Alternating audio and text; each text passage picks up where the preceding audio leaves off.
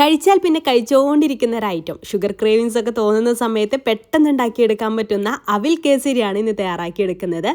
കേസരി ഉണ്ടാക്കിയെടുക്കാൻ വേണ്ടിയിട്ട് അവിൽ നമുക്ക് നന്നായിട്ട് റോസ്റ്റ് ചെയ്തെടുക്കണം. പക്ഷേ ഞാനിവിടെ റോസ്റ്റ് ചെയ്തെടുക്കുന്നില്ല. കാരണം കരിമ്പാസിൻ്റെ റോസ്റ്റഡ് മട്ട അവിലുള്ളതുകൊണ്ട് അത് റോസ്റ്റ് ചെയ്തെടുക്കേണ്ട ആവശ്യമില്ല. നല്ല ക്രിസ്പി ആയിട്ട് റോസ്റ്റഡ് ആയിട്ടാണ് ഇത് വരുന്നത്.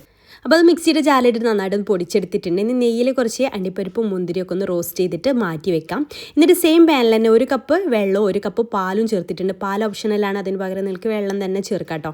2 നുള്ളു ഉപ്പും ചേർത്തിട്ട് അവിൽ പൊടിച്ചതും ചേർത്ത് നന്നായിട്ടൊന്ന് വേവിച്ചെടുക്കുക. അതിനുശേഷം അതിലേക്ക് 1/4 കപ്പ് പഞ്ചസാരയും 2 നുള്ളു കളറും കൂടെ ചേർത്ത് കൊടുത്തിട്ടുണ്ട്. എന്നിട്ട് അതൊന്ന് കുറുകി വരുന്ന സമയത്ത് 2 ടീസ്പൂൺ നെയ്യ് ഒഴിച്ച് കൊടുക്കാം. പിന്നെ 1/4 ടീസ്പൂൺ ഏലക്കപ്പൊടി ചേർത്ത് കൊടുക്കാം. അതൊന്ന് വീണ്ടും കുറുകി വരുന്ന സമയത്ത് ചട്ടിയിൽ നിന്ന് വിട്ട് പോരുന്ന സമയത്ത് വീണ്ടും 2 ടീസ്പൂൺ നെയ്യ് ഒഴിച്ച് കൊടുക്കാം. പിന്നെ ഒരു ആർഭാടത്തിന് വേണ്ടിയിട്ട് കുറച്ച് സ്ലൈസ്ഡ് ബദാം റോസ്റ്റ് ചെയ്തിട്ടുള്ള അണ്ടിപ്പരിപ്പും മുന്തിരിയും ചേർത്ത് മിക്സ് ചെയ്തെടുത്താൽ കേസരി റെഡി.